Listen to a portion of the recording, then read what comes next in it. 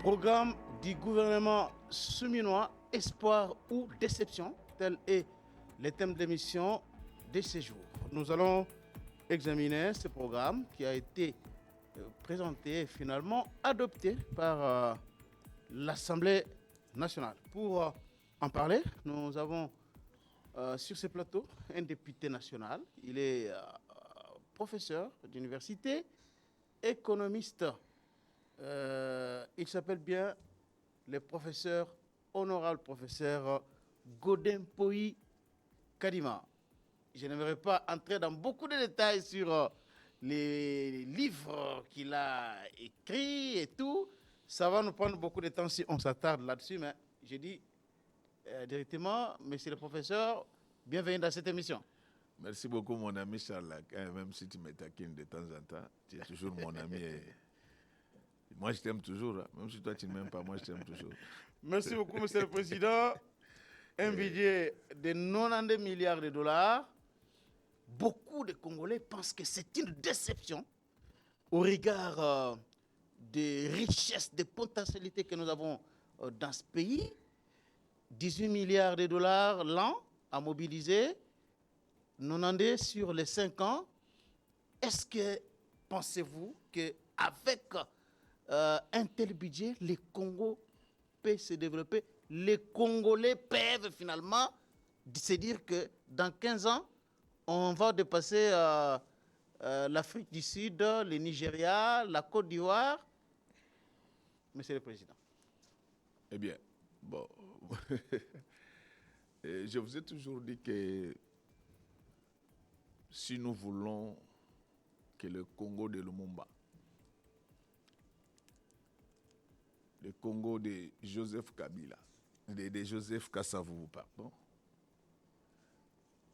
les pays du maréchal Mobutu Sese Seko Kumbendo Azabanga, les pays de Mzee Laurent Désiré Kabila, les pays de Joseph Kabila, les pays d'Étienne Tshisekedi Omolumba. Si nous voulons que ces pays avancent... De Félix Tshisekedi Tshilombo, Fachi Béton. Oui, les pays de Fachi Béton. Si nous voulons que ce pays avance, nous avons besoin des autorités, des grands profils et dévoués. C'est cela. Donc je vous ai toujours dit que tant qu'on ne va pas convoquer les grandes forces de l'intelligence et de l'éthique, il n'y aura pas de miracle. C'est maintenant vous qui réagissez, mais vous savez, c'est mon discours. Les défis du Congo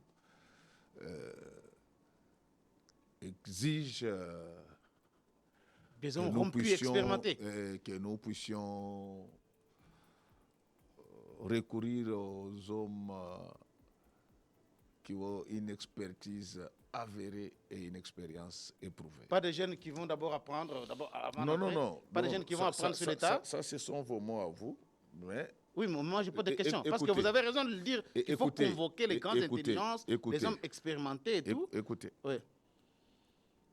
Lorsque vous avez un budget, un programme de 92 milliards de dollars pour un pays si riche, mais vous hypothéquez l'avenir des gens. Vous hypothéquez l'avenir des gens. Parce que qu'est-ce qui va se passer? C'est-à-dire que pendant ces 5 ans, donc nous allons vivre avec 18 milliards de dollars. Là. Est-ce que vous trouvez ça normal? Pendant que, pour le premier mandat du président de la République, le budget a été triplé. Triplé. Et pour le deuxième mandat, on patauge, mais on nous parle de quoi? Un budget réaliste ne veut pas dire un laxisme budgétaire. Ça, c'est de la paresse institutionnelle. Et j'ai l'autorité de le dire. Donc, je vous donne un exemple. Pour le premier mandat, le président a triplé le budget. Parce que nous sommes passés de 4 milliards 8 à pratiquement 16 milliards. Même si on n'a pas encore atteint 16 milliards, hein? C'est pas encore mobilisé. Non, mais c'était déjà en 2022, nous étions à 12 milliards de dollars. Donc si on maintenait le budget cumulé sur 5 ans, non, c'est ce que vous voulez dire? Non. En 2022, pas le budget cumulé. En 2022, nous avons fait le dépassement budgétaire, monsieur. Absolument. Donc, c'est-à-dire que la tendance... 128% si j'ai bonne mémoire. C'est-à-dire que la tendance était bonne. Mm. Pourquoi cette paresse? Pourquoi cette paresse? Parce que c'est que vous ne comprenez pas. C'est-à-dire, ça, c'est l'esprit de blocage. L'esprit de blocage. Mais je vous l'ai dit. Là, vous entrez dans le monde spirituel. Non, je vous l'ai dit. Regardez, il faut... En politique publique, on dit gouverner, c'est hériter. Premier mandat, le président triple le budget. Et deuxième mandat, on veut stagner. Mais non, non, non. J'insiste là-dessus qu'un budget réaliste n'équivaut pas à un laxisme budgétaire. La RDC a suffisamment de niches.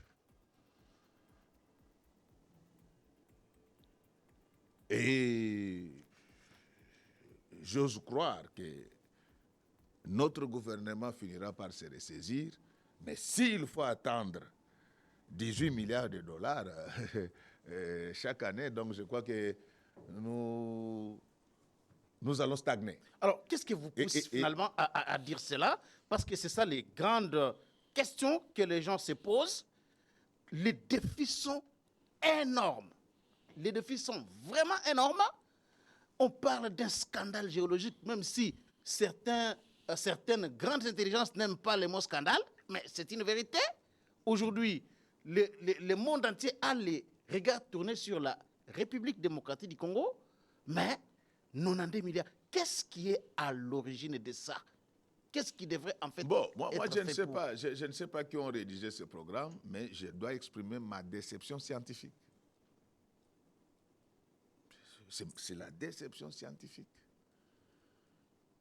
Il ne faut pas... Donc, je vous dis, lorsque vous gouvernez un État, vous gérez l'avenir de tous ces gens-là.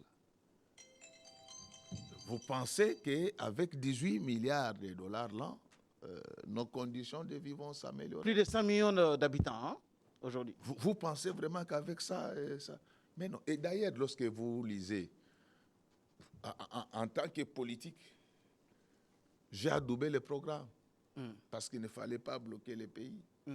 Mais lorsque vous rentrez sur le plan strictement scientifique,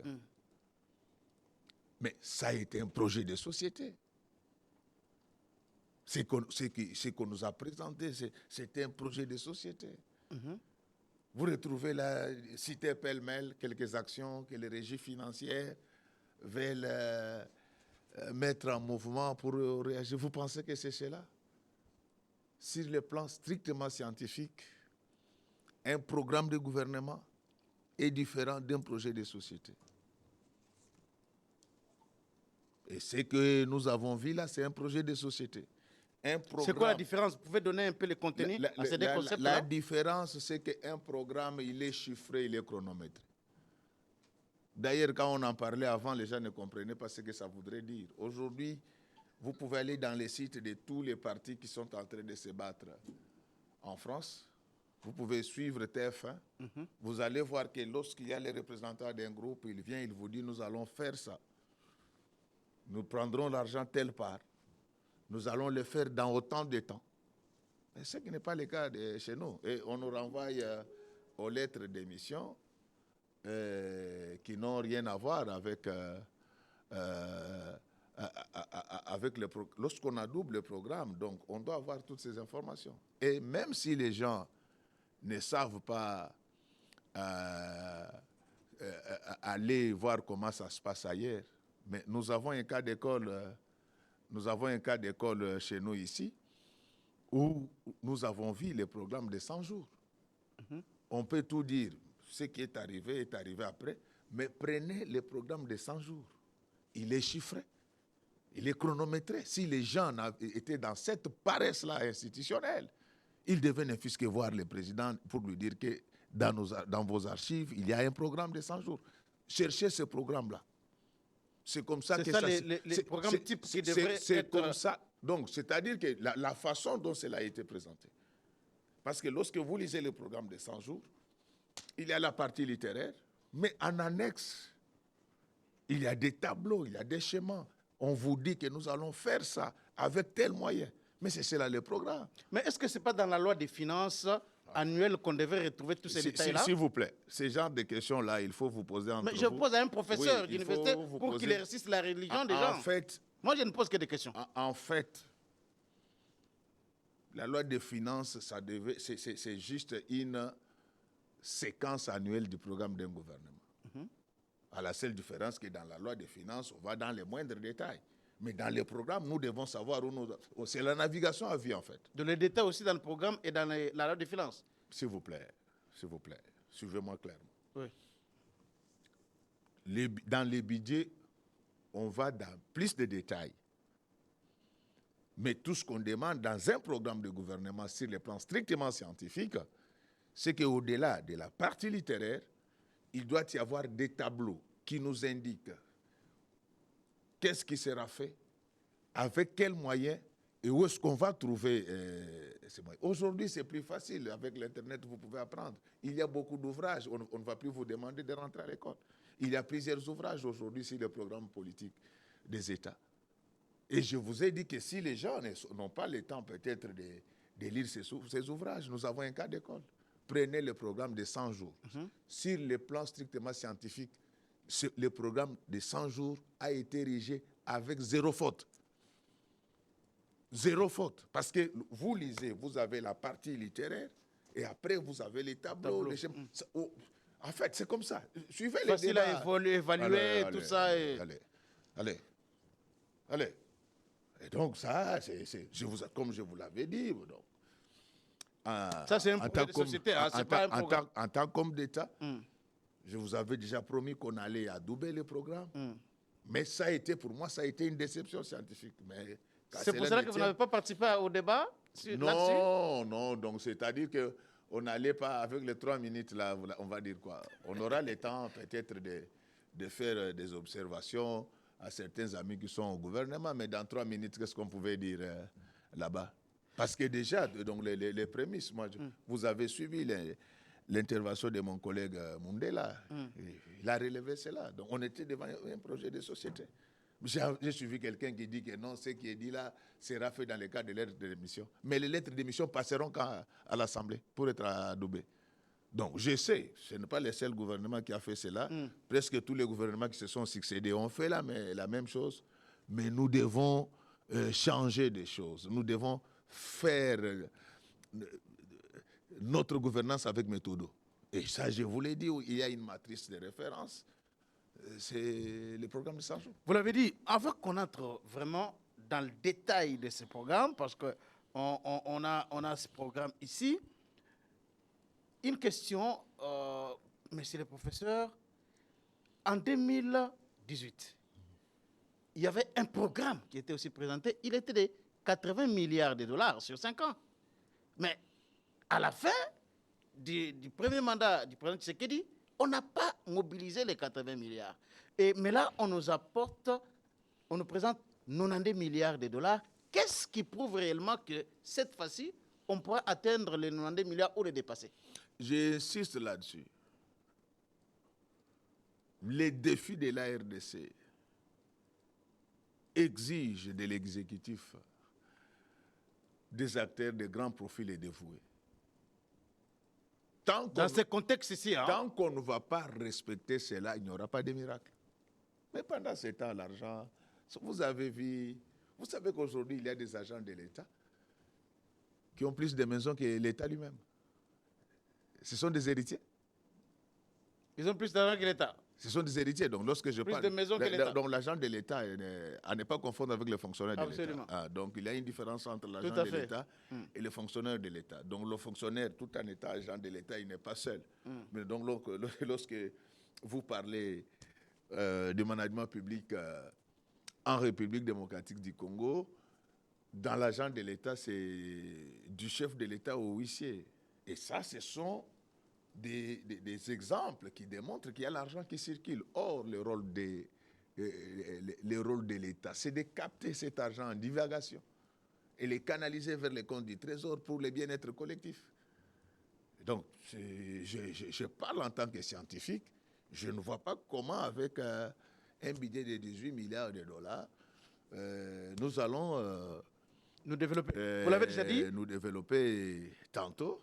Mais le seul conseil que je peux donner à notre exécutif, c'est qu'on puisse considérer ces 18 milliards de dollars comme étant un montant plancher et non un montant plafond. Alors, mais ma question demeure. On n'a pas pu mobiliser 80 milliards sur 5 ans. Comment feront-on pour mobiliser 90 milliards ou dépasser C'est ça toute la problématique. quinquennat? C'est ça toute la problématique. Et pourtant, lorsque vous lisez la comptabilité des multinationales qui sont venues au Congo au même moment, elles ont mobilisé davantage. Donc aujourd'hui, les États fonctionnent comme des entreprises. C'est ce qu'on appelle le nouveau management public. Donc, je ne dis pas qu'il n'y a pas de personnes compétentes. Il n'y a pas totalement de personnes compétentes dans notre gouvernement, je n'ai pas dit ça. Mais ce que je voudrais dire ici avec beaucoup d'autorité, c'est que les défis de la RDC exigent la convocation de grandes forces de l'intelligence et de l'éthique. C'est à ce moment-là que ça pourra nous permettre d'atteindre les 90 milliards de dollars là, avec la discipline des dirigeants, avec le dur labeur de la population, avec la bonne intelligence, avec la communauté internationale, on peut le faire. Lorsque vous allez à côté ici, l'Angola par exemple, à un certain moment de son histoire, a atteint un budget de 75 milliards de dollars. Et tout ça, pourquoi ça ne marche pas? Avec la manne pétrolière. Écoutez, ce n'est pas seulement la manne pétrolière. Le problème, il est gouvernantiel. Tant qu'on va continuer à caresser les voleurs, c'est ça le vrai problème. Oui, c'est ça le problème. Tant qu'on va continuer à caresser les voleurs et à les protéger, il n'y aura rien. Et moi, je ne suis pas prêt à participer à la destruction de la RDC. Ça, je le dis. Tout celui qui vole les biens de l'État, il va me rencontrer sur son chemin. C'est notre malheur. Les 90 milliards, là, on peut les atteindre. Mais avec ces abîmés qui confondent les biens de l'État avec leurs biens privés, c'est ça toute la problématique. Et là, à chaque métier correspond un profil. Il faut des gens qui ont un appétit d'ordre, des gens qui peuvent traquer ces abîmés qui détruisent la République en volant les biens de toute la population. Mais on a vu ici. Et moi, je vous dis que si nous voulons vraiment que ce programme mobilise effectivement les 92 milliards de dollars, que moi je considère d'ailleurs comme étant un montant plancher, il y a 3 choses qu'il faut faire, et c'est là même l'impoïsme. Tu connais l'impoïsme? Non, je vous pose des questions. Donc c'est l'impoïsme. C'est-à-dire quoi? La doctrine d'Impaï. Il y a 3 choses qu'il faut faire, c'est la discipline des dirigeants. La discipline des dirigeants. Donc, la discipline. Pas voler les biens de la République. Pas de décisions inspirées par les liens du sang et des sentiments. 2, le dur labeur de la population. Et 3, la bonne intelligence avec la communauté internationale. Aujourd'hui, il y a un instrumentum qui a été développé sur le plan international pour traquer les voleurs. Mais on n'en fait pas. Et regardez. Au Congo, souvent, je ne dis pas toujours, les postes de grande responsabilité, souvent, sont exercés par les gens qui n'ont aucun intérêt pour la République. Des voleurs. Des voleurs. Des abîmés. Et donc, c'est cela. Donc, aujourd'hui, la gouvernance, c'est comparable à un match de football. Donc, nous devons nous comporter comme si on allait dans une compétition de football. L'État doit se gérer avec beaucoup de rigueur. C'est la discipline qui fait avancer les États. Et d'ailleurs, lorsque vous entrez dans tous les camps militaires du monde, il y a une phrase qui revient, la discipline est la mère des armées. Alors, lorsque nous ne respectons rien... Nous sommes une société d'indisciplinés. Alors, est-ce qu'il faut aussi imposer partout? On parle de la pression fiscale dans notre pays qui n'est pas à la hauteur, qui n'est pas comparable avec beaucoup de pays subsahariens. Est-ce qu'il faut revoir un peu de ce côté-là pour mobiliser plus? Non, en fait, la pression fiscale, c'est quoi? La pression fiscale, c'est le ratio. Recettes collectées PIB. C'est ce que ça veut tout simplement dire. Sur le plan finement scientifique, ça se calcule via des modélisations économétriques. Mais aujourd'hui, l'OCDE nous a permis de les mesurer également empiriquement. Qu'est-ce que l'OCDE renseigne? Les meilleures pratiques en Afrique, donc, c'est que quand il n'y a pas de crise, les meilleures pratiques en Afrique, c'est que la moyenne est de 20% PIB, donc. Et en 2014 et en 2022, où nous avons connu un boom financier, nous étions arrivés à 14%. Mais on peut encore aller, parce qu'il y a les États comme le Sénégal qui vont à 25%. L'île Maurice va jusqu'à plus de 30%. C'est ça, donc ce sont les hommes qui bâtissent. Le Congo a besoin de bâtisseurs de nations. Le Congo n'a pas besoin de personnes qui viennent aux affaires parce qu'ils veulent s'acheter de belles chaussures. Et je vous dis, donc, c'est une grande responsabilité que de faire partie des autorités de la République démocratique du Congo. Donc, c'est vrai que les hommes ont des ambitions, mais sur la terre des hommes, les ambitions des hommes doivent être rabotées par l'unité des mesures. Et la seule unité des mesures, me semble-t-il, c'est la bonne école qui a été accompagnée par une bonne expérience. Et tant que nous allons ignorer ça, parce que chez nous, avec les regroupements politiques, donc les gens pensent que devenir ministre, c'est un jeu. Il y en a même qui disent que non, je deviens ministre, mais le cabinet va me soutenir. Mais non, non. Il y a ce qu'on appelle en management public les 5 F du leader, notamment la faculté de distanciation. Les leaders doivent voir loin et large. Lorsque vous êtes ministre, vous êtes censé mieux connaître ce ministère-là que quiconque. Et c'est ce qui nous fait défaut. C'est ça aussi les côtés négatifs de la démocratie. C'est ça les côtés négatifs. Parce que lorsque moi-même, ministre, je n'ai pas la vraie vision de ce que je veux faire. Mais vous vous attendez à quoi? Pour contrôler les gens, il faut avoir plus de compétences que ces gens-là. Mais si c'est d'eux que la matière doit venir. Donc, il y a des choses que nous devons, sur lesquelles nous devons réfléchir davantage. On ne joue pas avec l'État. Regardez toutes les multinationales n'emploient que les meilleurs. Je ne dis pas que moi je suis plus intelligent que les autres, donc je parle de manière générale. Toutes les multinationales n'emploient que les meilleurs. Et c'est ce qui fait qu'aujourd'hui, il y a des multinationales 100 fois, 500 fois, 1000 fois plus riches que certains États. Parce que de ce côté-là, c'est la méritocratie. Mais nous, on fait de la politique un jeu d'enfant. Donc, vous savez que la politique, c'est un seul métier où vous venez, on ne vous demande même pas les bulletins. Hein? On ne vous demande pas les bulletins. On ne vous demande même pas les bulletins. Et vous, si vous êtes fort en vacarme, si vous êtes fort en vacarme, vous pouvez aussi vous retrouver ministre des Finances, mais ministre comme ça, sans avoir produit les bulletins. Donc c'est ça, c'est ce qui tue l'Afrique. Tant que nous n'allons pas comprendre que les organisations ont 4 types de ressources matérielles, financières, humaines, étant comme ressources, tant que nous n'allons pas comprendre ça et mettre ça en pratique, et François Pérou considère que l'homme, c'est la ressource des ressources, tant que nous allons nous perdre dans les sentiments, hein, je dois mettre Charles Quint parce que c'est mon ami, parce que c'est mon frère, eh bien, ça ne marche pas comme ça. Aujourd'hui, les États sont gérés comme des entreprises privées.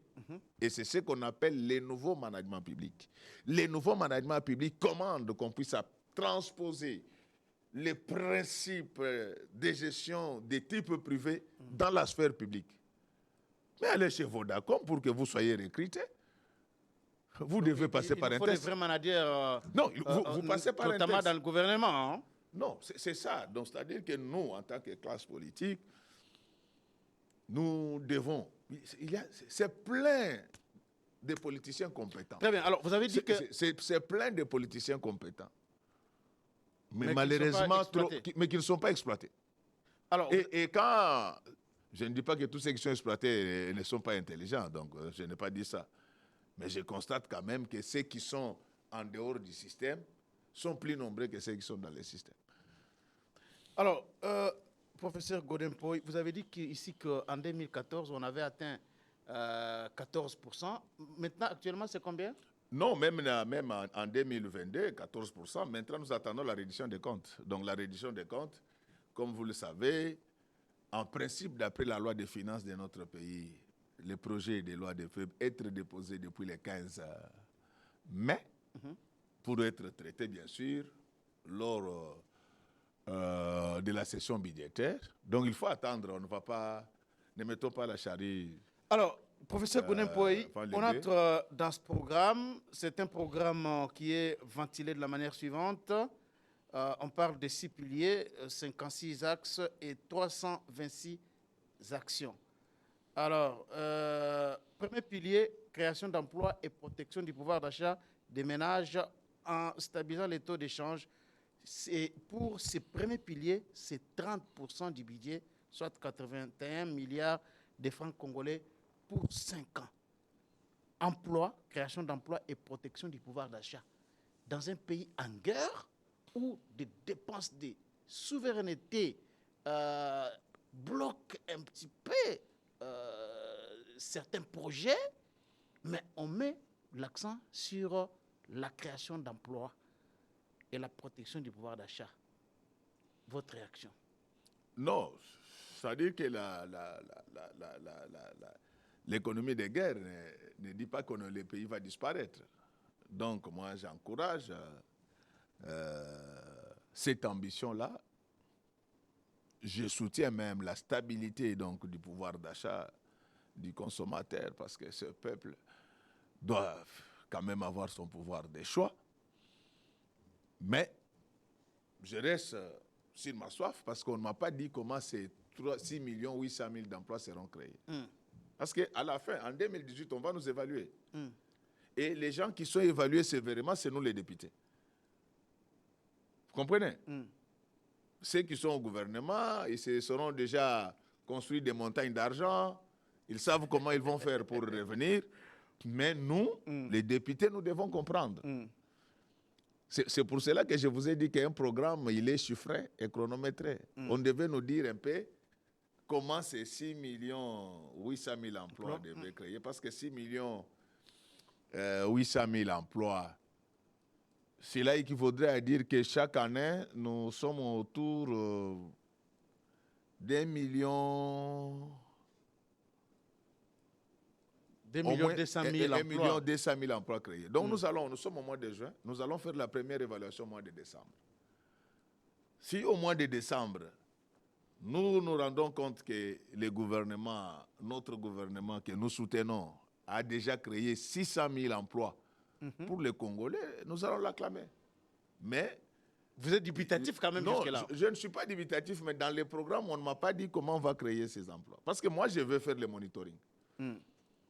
Donc, comme on nous a promis 6 800 000 emplois, en moyenne, hein, ne me prenez pas au pied de la lettre, en moyenne, 1 million 200 000 emplois l'an. Donc, comme nous sommes au mois de novembre, au 31 mai, il y en aura déjà 600 000. Donc, nous allons évaluer. Et c'est ça notre souci, que la population soit remise au travail. Alors, mais dans ce programme, on devait nous dire comment on en va créer ces emplois. Alors, il a été dit ceci, j'ai une précision ici. 6 400 000 d'emplois devraient être créés suivant les 6 engagements du président de la République pris en compte dans le programme d'action du gouvernement Semina. Selon la source, 2,6 millions d'emplois seront créés par la transition des entreprises informelles vers les formels. 2,2 millions d'emplois seront créés par les investissements dans les territoires et 1,6 million d'emplois dans l'agriculture et les services. Ça va. Nous attendons. Et nous souhaitons que cela puisse... donc, en fait, les détails, quand je demande les détails, on devait nous dire comment on va passer de l'informel au formel. Donc, c'est pourquoi Tout je ça, dis ce n'est pas dit, hein? Ce n'est pas clairement non, c'est ce qui devait être démontré dit. dans le programme. Et on devait nous dire comment on a déjà planifié les nouveaux investissements au point de créer environ 3 millions d'emplois. Donc, ça, ce sont des questions, mais c'est mon gouvernement, et je lui donne je lui souhaite toutes les chances du monde, mais Qu'est-ce que vous au-delà entendez, de ces... par exemple, ici, lorsqu'on dit que 2,6 millions d'emplois seront créés par la transition des entreprises informelles vers les formelles? Ça a toujours été le cas des années et des années, passer de l'économie informelle à l'économie formelle. Mais ça n'a jamais été Bon, nous attendons, mis en pratique. nous attendons, donc, le mois de décembre, c'est déjà demain. Nous attendons, nous allons voir ce qui sera fait. Les souhaits, c'est que ça marche pour quand même que ce peuple qui a souffert pendant longtemps ne puisse pas seulement se contenter d'être en vie, mais qu'il puisse également avoir l'envie de vivre. Parce que lorsque vous êtes en train de circuler, vous voyez que la misère, on sent l'odeur de la misère. Lorsqu'on va un Dans camion toutes les maisons de Kinshasa. rempli de pain faire un accident, c'est la population oui, qui se sur. Ce sont des indicateurs sociologiques de la misère. Alors, notre souci, que cela se réalise, mais on pouvait nous dire, par exemple, que pour les investissements, c'est pourquoi je vous ai dit que dans le programme de 100 jours, les choses étaient assez claires. Très claires. Oui, étaient assez claires, et je conseille même au gouvernement de s'y référer pour enrichir ce qui a été déjà fait. Parce que cette navigation à vue fera que jusqu'au retour de Jésus, nous puissions continuer toujours à nous plaindre. Alors, professeur Godempoy. Parce qu'en fait, aujourd'hui, la différence entre la gestion et le management, c'est que si les gestionnaires utilisent rationnellement les ressources disponibles, mais le manager, lui, il va au-delà, en ne prenant que des risques calculés. Donc, nous ne voulons pas qu'à la fin du mandat, que nous soyons insultés pour des choses que nous ne connaissons pas. Donc ça, on ne se laissera pas faire. On va faire le monitoring déjà au mois de décembre. Nous allons chercher à voir est-ce que les 600 000 sont là.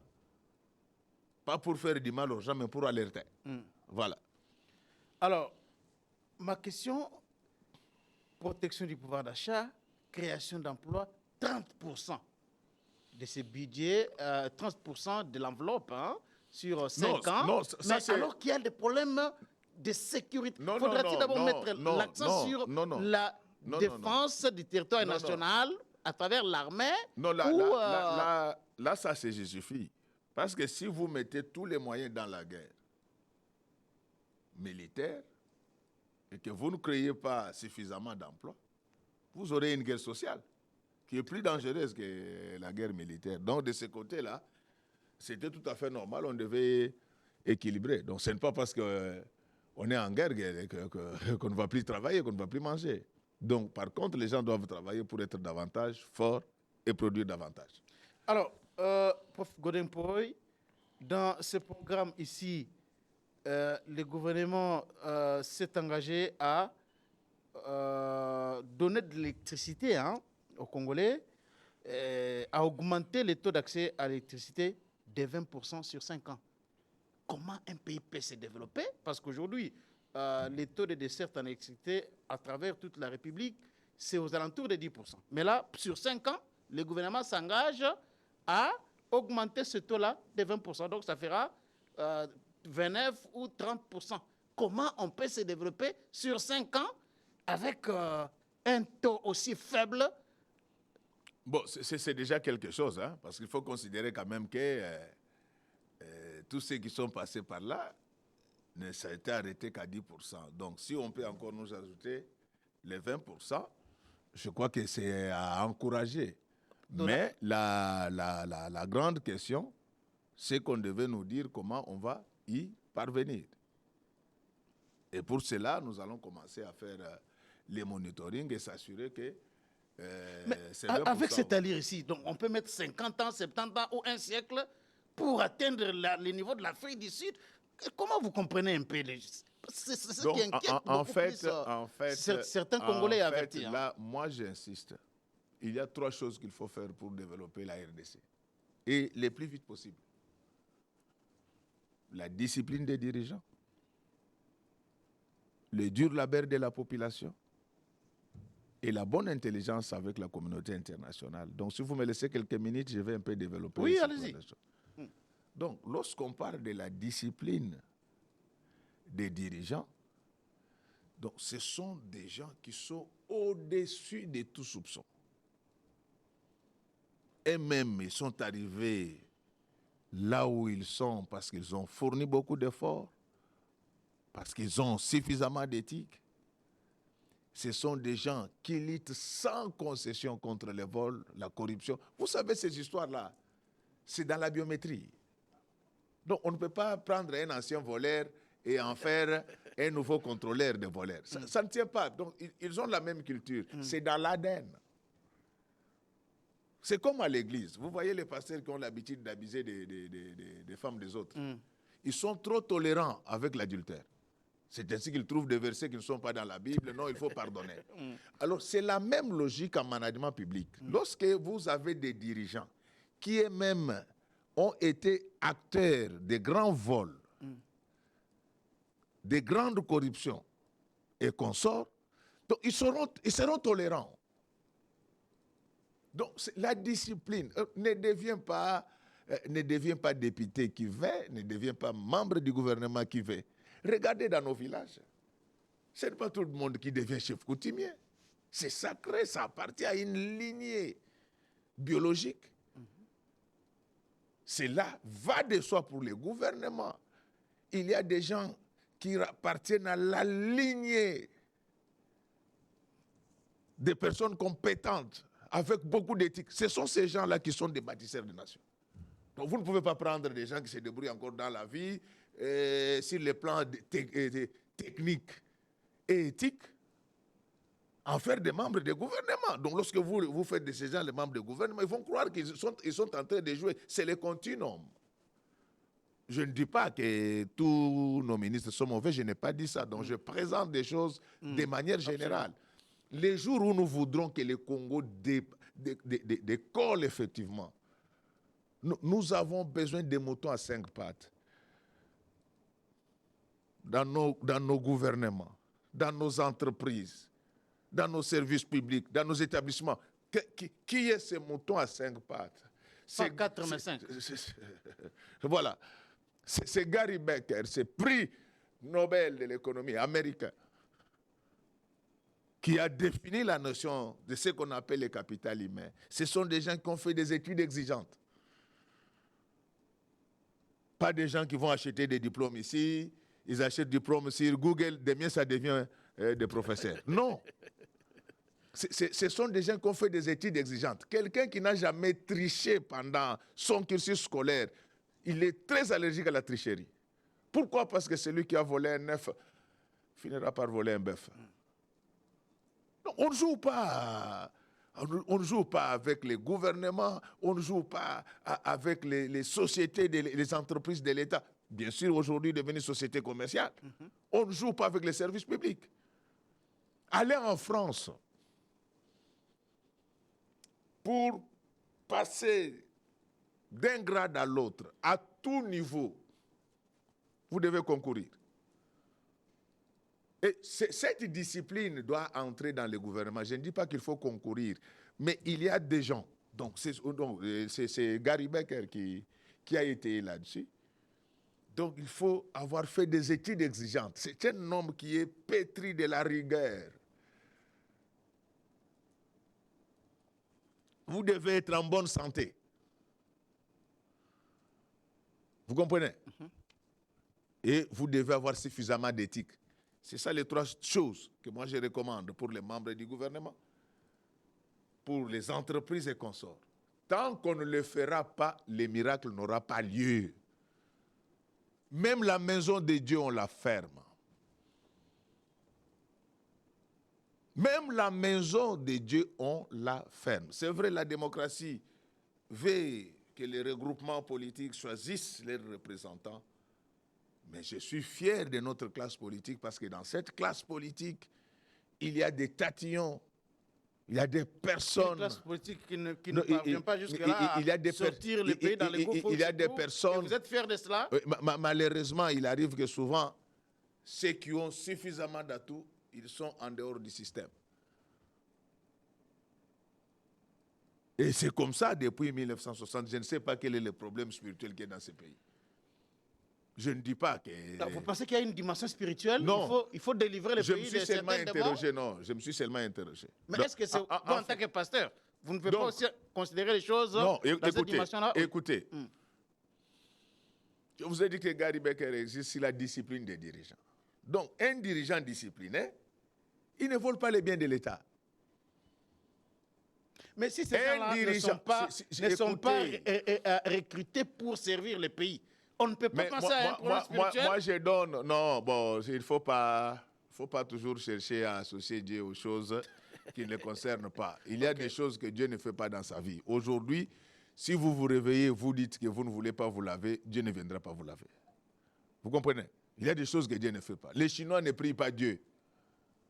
Mais leur pays se développe. Donc, c'est-à-dire, il y a des choses que Dieu a laissées entre les mains des hommes. Absolument. Donc, lorsque vous lisez Genèse 2, le verset 15 est suivant. Donc, après avoir créé le jardin d'Éden, il confia sa gestion à Adam. C'est à nous de nous organiser. Donc, c'est ici chez nous où je vois tout le monde cherche à devenir faire la politique. Mais la politique, c'est un métier noble. Les politiciens, c'est les pasteurs de la société. Absolument. Mais ici, nous, on a tout désacralisé. Tous ceux qui volaient les biens de leurs parents, tous ceux qui ont volé dans les administrations ou bien dans des anciennes institutions, ce sont ceux qui veulent encore nous diriger. Non, on ne va pas accepter ça. Donc, la discipline des dirigeants, premier critère. Donc, il faut que dans ce pays, qu'on puisse revenir au concours rationnel. Regardez aujourd'hui les enfants qui travaillent ici. Pourquoi ils ne travaillent pas? Parce qu'ils n'ont personne pour qu'ils aient des recommandations. Et du coup, ça tue. Je sais que les engagements sur titre existent et sont légaux, mais il faut un équilibre. Autant il y a recrutement sur titre, mais il faut qu'il y ait aussi des concours drastiques. Pas ces concours où on organise et les gagnants sont déjà connus bien avant même le concours. Et c'est ce qui tue le pays. Et le deuxième élément, si nous voulons que notre pays avance, c'est le dur labeur de la population. Charles Quint, j'étais à Bassam. Le dur labeur de la population. Vous entendez quoi par là? C'est ça, c'est pourquoi je vous donne cet exemple. Charles Quint, lorsque vous êtes au Japon, un pays très discipliné. Vous ne trouverez aucun ouvrier avec son téléphone en main quand il est en train de travailler. Mais ici, vous allez même dans nos banques. Donc, vous êtes dans une banque, à la réception, là. Donc, sur Facebook. Donc, les réceptionnistes ne vous regardent même pas. Et il est en train de sourire parce qu'il est en train de causer. C'est un problème culturel. Nous n'avons pas la fureur de vaincre. Nous n'avons tous, au Congo, tout se fait selon les liens du sang et des sentiments. Et surtout que la personne qui est à la réception là, si elle sort avec l'un des chefs, ben, il n'y aura rien, vous allez parler, et il n'y aura rien. Donc, le dur labeur, la culture du travail bien fait. C'est ça qu'on doit communiquer. C'est ça le rôle de l'Église. C'est ça le rôle des médias. Donc, il faut remettre la population au travail en créant bien d'entreprises. Mais avant d'y parvenir, laissez-moi vous parler de ce que j'ai vu. Au Japon, vous ne trouverez jamais un ouvrier en retard. Non, ça n'existe pas. Vous venez en retard, vous êtes viré. Mais cherchez nos fonctionnaires à nous. Jusqu'à 12 heures, ils sont encore à la maison. Pour la plupart, pas tous, il y a des gens corrects. Ils sont encore à la maison. Tout à fait. Non, mais ça, c'est connu de tous. Ça, c'est Hein? un secret de polichinelle. Je sais que quand je parle, ils disent toujours qu'il est toujours comme ça, mais je ne veux pas changer. De la même manière que j'attaque les politiciens, je dois attaquer les fonctionnaires. Allez dans les bureaux de la fonction publique à 7h30 si vous allez trouver quelqu'un dans ces bureaux. Le chef lui-même, il vient en retard, il est en train de sourire. Il dit, ah, vous êtes déjà là. Mais alors, vous allez produire quand? Je quitte le Japon, je descends en Corée du Sud, nous sommes à Bassan. C'est là où les Américains font des fois fabriquer leurs navires de guerre et consorts. Mais lorsque vous êtes en Corée du Sud, les élèves partent à l'école à 6h et ils reviennent à 19h. Ils reviennent à 19h. Là-bas, les enfants de 5 ans apprennent déjà comment faire des calculatrices, des choses comme cela. Mais ici, chez nous, les enfants de 5 ans et de 6 ans, déjà à l'âge de 5 ans, tout ce qu'ils savent faire comme jeu, c'est toujours Nganaza papa, Yoza mama. Déjà à 5 ans, ça vient d'où? Ça vient d'où? C'est quelle culture ça? À 5 ans, qui t'a dit que toi tu es papa? C'est ça le rôle de nos médias, c'est ça le rôle de l'Église. Lorsque vous êtes en Inde, on enseigne l'algèbre à la télé. Ici, dès qu'on donne $100, 200, allez attaquer Godet. Vous venez comme un essaim d'abeilles. Mais vous ne saurez pas l'emporter contre moi. Vous ne saurez pas. Alors, donc, les durs labeurs, non, il ne faut pas me bloquer. Il ne faut pas me bloquer maintenant. Les durs labeurs de la population.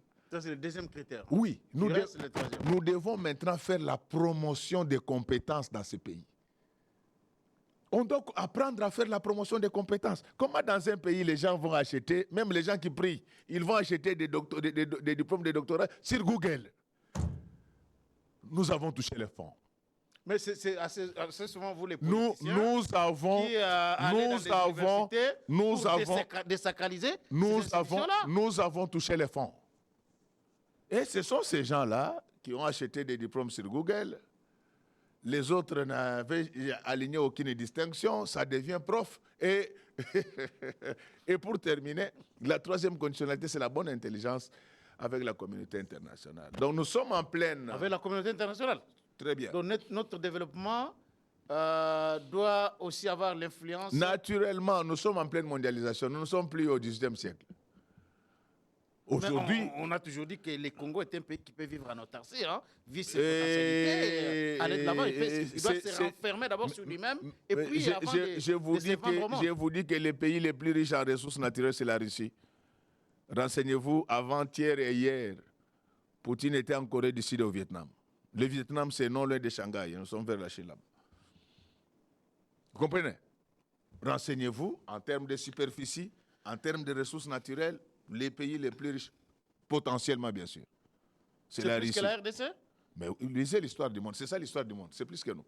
C'est ça l'histoire du monde. Mais la Russie n'a pas le coltan, la Russie n'a pas l'uranium, la Russie n'a pas les cuivres, les thym, les manganèses, les diamants. Tout ce que vous avez ici, ressources en eau, pétrole, gaz, j'ai dit ceci. S'il vous plaît, Charles Quint, c'est ça la géographie économique internationale. Ce sont des choses vérifiées et vérifiables.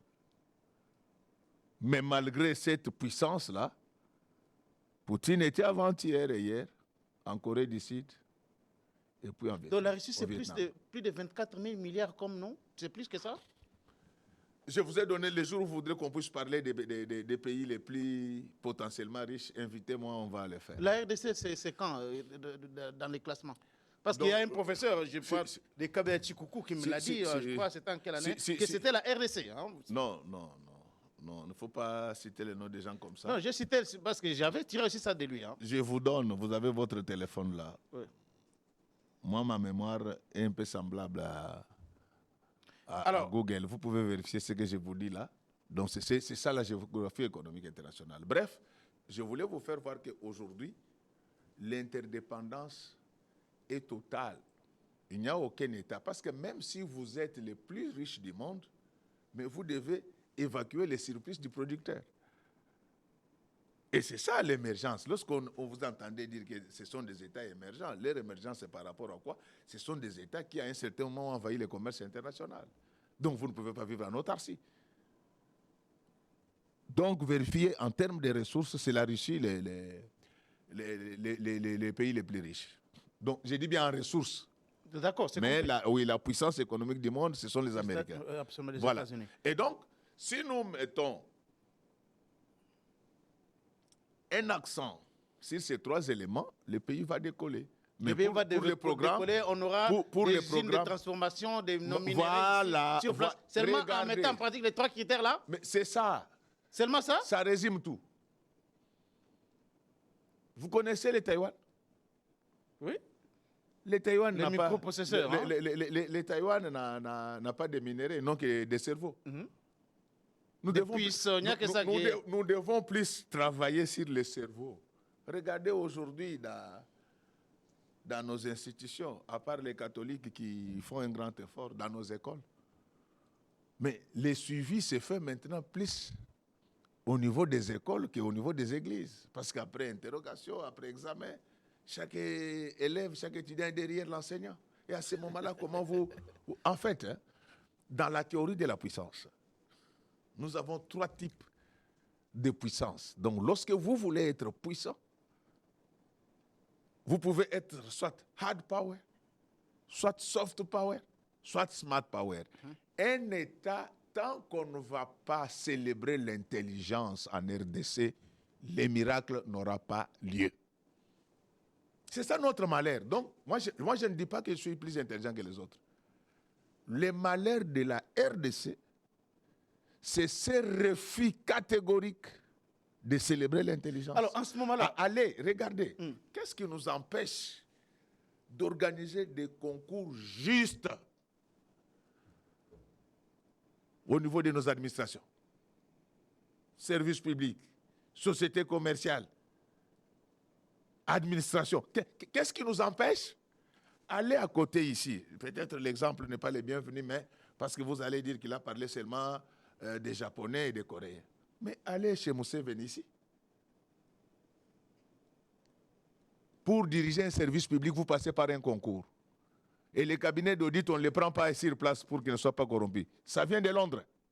mais chez nous ici, à un moment donné, on fait aussi des concours. Non, hein, pas les trucs du copyright n'a jamais été sérieux. Donc, pour contourner toutes bon? ces histoires-là, regardez, moi je vous parle comment les autres organisent les choses. Pour contourner, l'Afrique a les mêmes réalités. Du Cap au Caire. L'Afrique a les mêmes réalités, c'est culturel. Et comment les autres? Moi, ça c'est du vécu. Moi, je suis un haut fonctionnaire en détachement.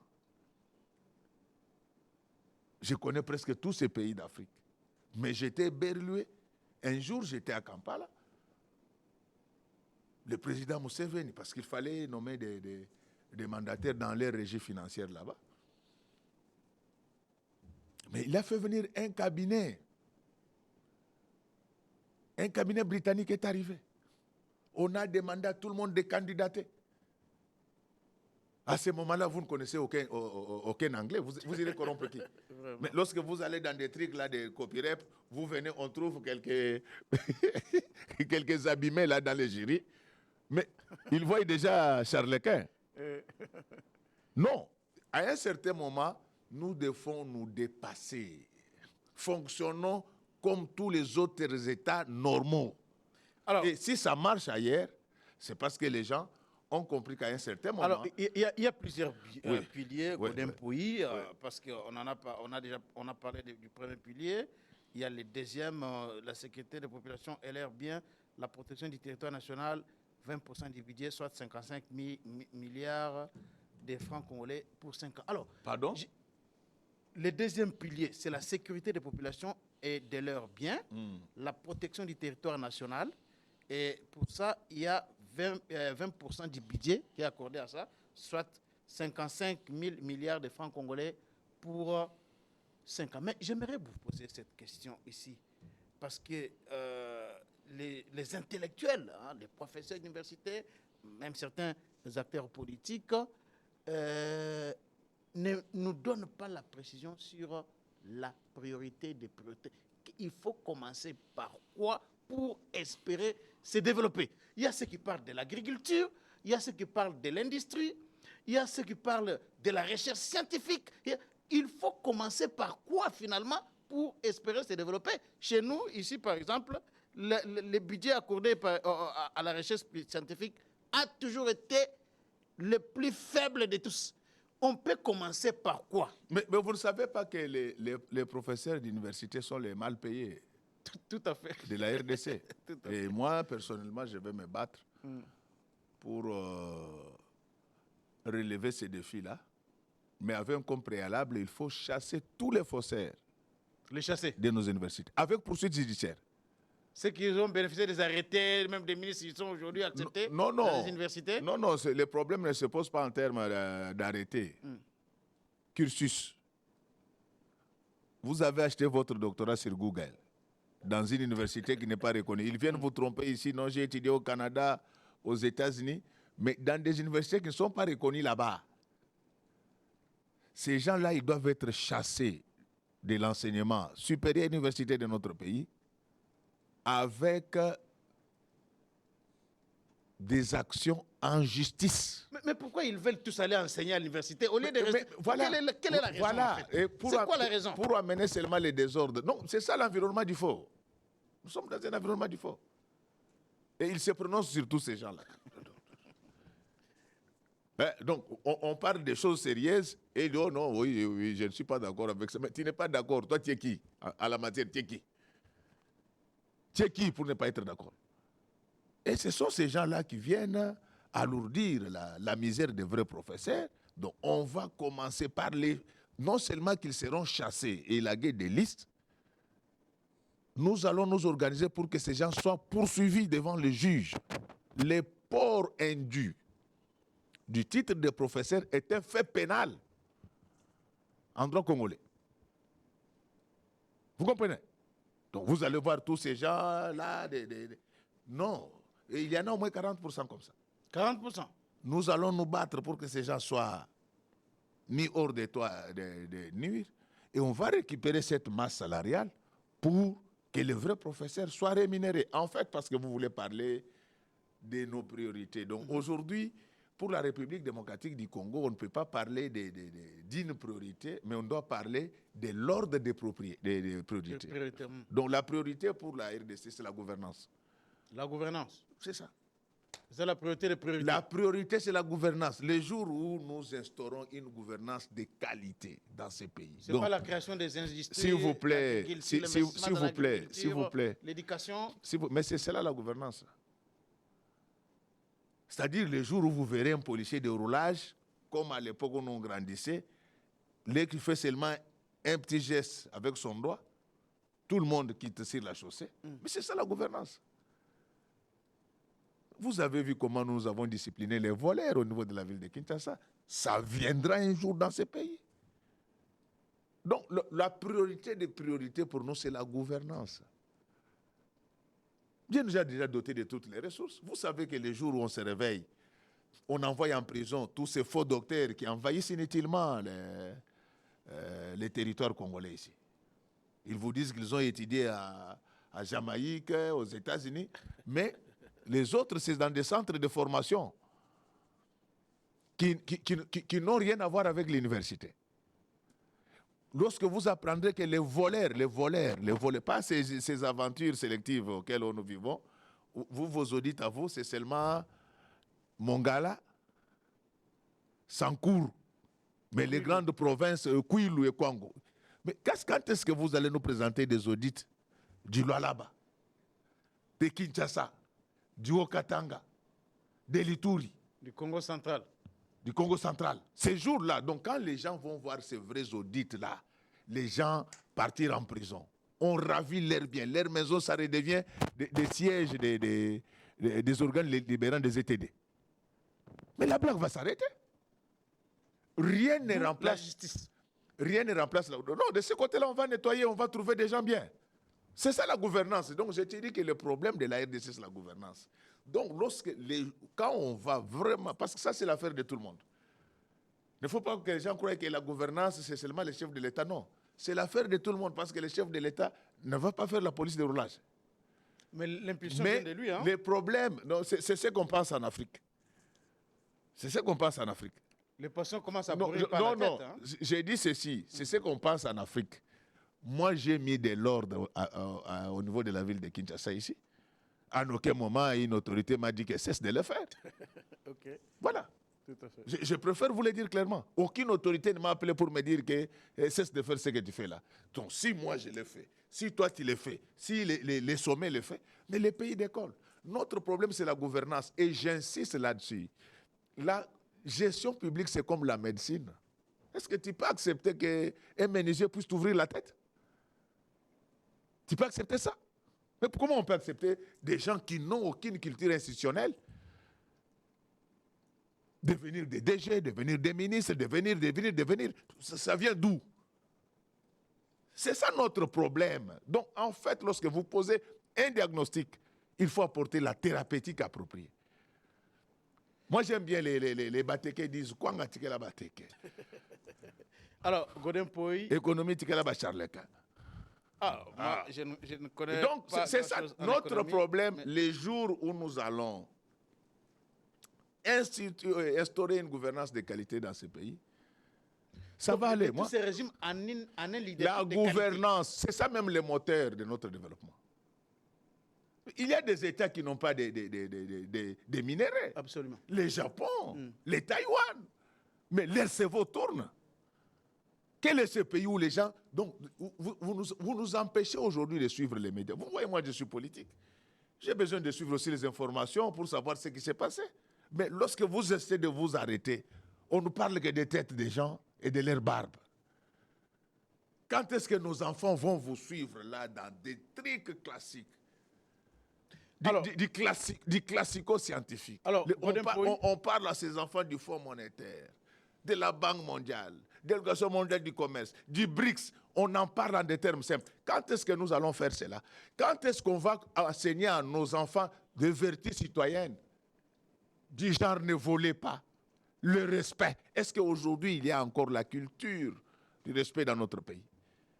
Ça, ce sont des problèmes. Donc, la priorité des priorités pour nous, c'est la gouvernance. Et la bonne gouvernance passe par des acteurs de qualité. Et je l'ai dit qu'au regard des défis de la République démocratique du Congo, nous avons besoin des autorités, des grands profils et dévoués.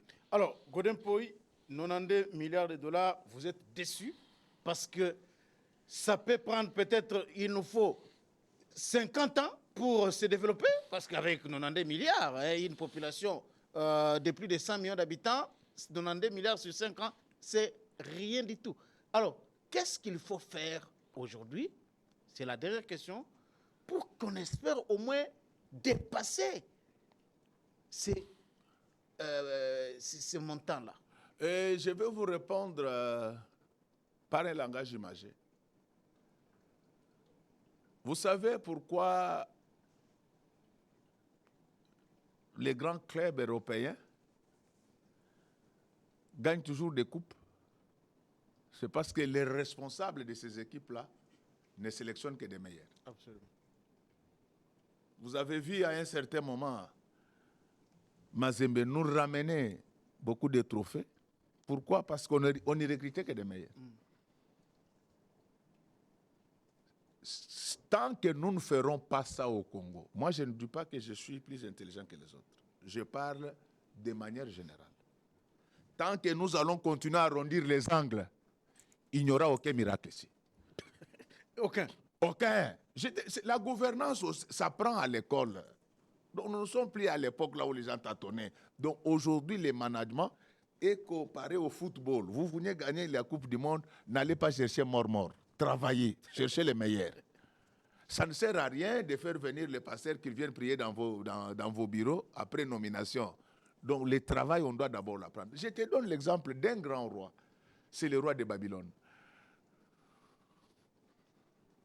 Le roi de Babylone apprend qu'on venait de déporter vers la grande Babylone les enfants d'Israël. Il va dire à ses collaborateurs que j'ai appris que parmi ces déportés-là, il y a les enfants de la race royale. Il y a les enfants de la race des compétences dans ce pays. Tant que vous ignorez ça, donc il n'y aura pas de miracle. Je ne dis pas que moi j'en fais partie. Vous quittez Babylone, vous allez en Égypte. Le roi d'Égypte a dit prendre Joseph qui n'était pas égyptien parce qu'il voulait que les choses marchent. Vous savez ce que ça veut dire, la méritocratie? Tant qu'on ne va pas respecter la méritocratie, il n'y aura pas de miracle en République démocratique du Congo. On peut tourner en 100 ans, un siècle. Pendant 1000 ans, jusqu'au retour de Jésus, ça sera comme ça. Tous les États qui se sont développés l'ont été grâce à l'intelligence. Et pour le coup, là, vous ne voyez pas une issue. Non, non, jusque-là. je ne dis pas qu'il n'y a pas d'issue. J'ai dit bonne chance. Mais tout en étant réservé d'évidence. J'ai dit bonne chance. Parce que moi, je vous l'ai dit que les jours où on va maîtriser tous ces voleurs.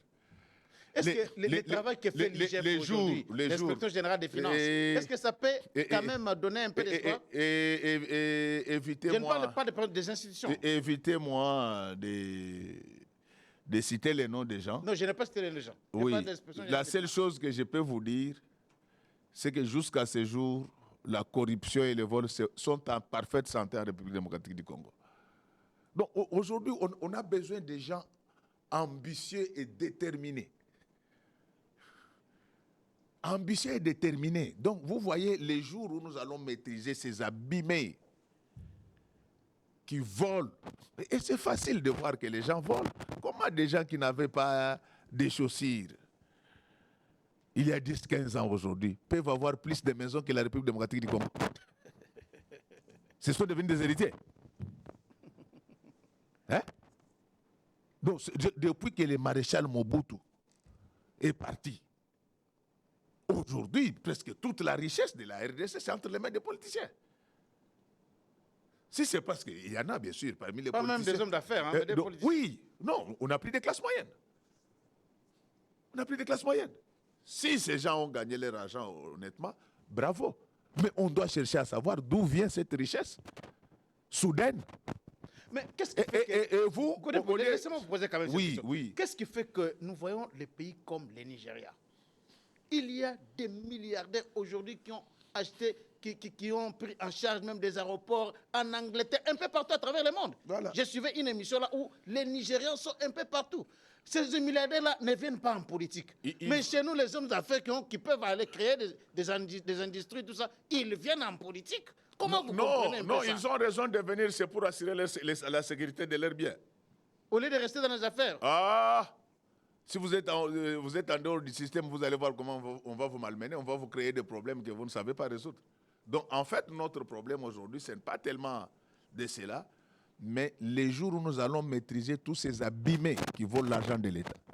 Moi, je demande aux gens des églises, hein, l'esprit de blocage, ce ne sont pas nos tentes. L'esprit de blocage en RDC, ce sont ces voleurs. Ils bloquent tout le monde.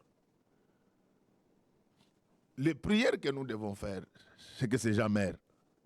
Ah, que Dieu tue les voleurs. Vous allez voir, le pays va décoller. Lisez bien la Bible. Théologien, je le suis à des reprises. Il y a des gens pour que les bateaux avancent. Ces gens-là doivent être débarqués. C'est le cas de Jonas. Il y a ces gens-là pour que Jésus avance, il faut qu'il soit tué. C'est le cas d'Hérode. Et nous, au Congo, nous avons le malheur d'avoir et Jonas et Hérode. Ils bloquaient les bateaux et l'ascension de Jésus. Donc, les jours où nous maîtrisons les voleurs, tout ira comme sur des roulettes. Merci beaucoup, professeur. Et autre chose. OK. J'ai rencontré un ami pasteur. Il était très fatigué. Je lui ai posé la question. Vous venez d'où? Il m'a dit non, j'étais en train de prier pour telle autorité. Il est très combattu ces derniers temps là où il travaille. Et quand il m'a donné les noms, je lui ai dit, mais mon frère, ce monsieur par le vol, il nous combat. Nous les Congolais, pourquoi Dieu ne peut pas vous montrer que ces gars nous combattent aussi?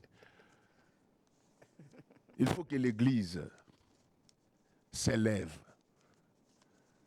En faisant quoi? En prière seulement? Non, l'Église doit s'élever. Non. L'Église doit s'élever. Pour prêcher? Pour faire la théologie aussi de développement, à part le ciel. Nous vivons sur la terre. l'Église doit interdire aux fidèles de voler l'argent de l'État, d'injurier. L'Église doit dénoncer toutes sortes d'antivaleurs. C'est ça la théologie, au lieu toujours tout le temps. Parce que même si votre tante là vous libère, il n'y a pas d'entreprise, vous irez travailler. Hein? Il n'y a pas d'entreprise. Est-ce que vous pensez que la façon dont nous on prie ici, nos tantes peuvent encore avoir le pouvoir sur nous? Donc, les vrais esprits de blocage, ce sont ceux qui volent l'argent de l'État. Ils sont dans nos institutions, ils sont dans nos administrations. Si ces gens changent, nous serons sauvés. Mais s'ils ne changent pas, qu'ils subissent les sorts de Jonas. Merci beaucoup, professeur. Qu'ils subissent les sorts d'Hérode. Merci beaucoup, honorable. Tu m'avais beaucoup provoqué avant l'émission, maintenant je t'ai eu. Vraiment, ça a été un plaisir pour nous de vous recevoir. Mais je dois quand même donner ces détails. Vous êtes très bien habillé. Vous êtes habillé cher. Est-ce que c'est ça l'émission? Je devais quand même. Est-ce que c'est ça l'émission? Est-ce que mon frère, moi j'étais venu ici pour ça. Ça c'est. Tu vois? C'est des histoires. Tu vois vraiment là, comment il me provoque. Alors, restez branchés. Nous sommes à la fin de l'émission. Abonnez-vous massivement sur GCF Congo Télévision. Nous allons nous retrouver très prochainement dans un autre numéro de votre magazine.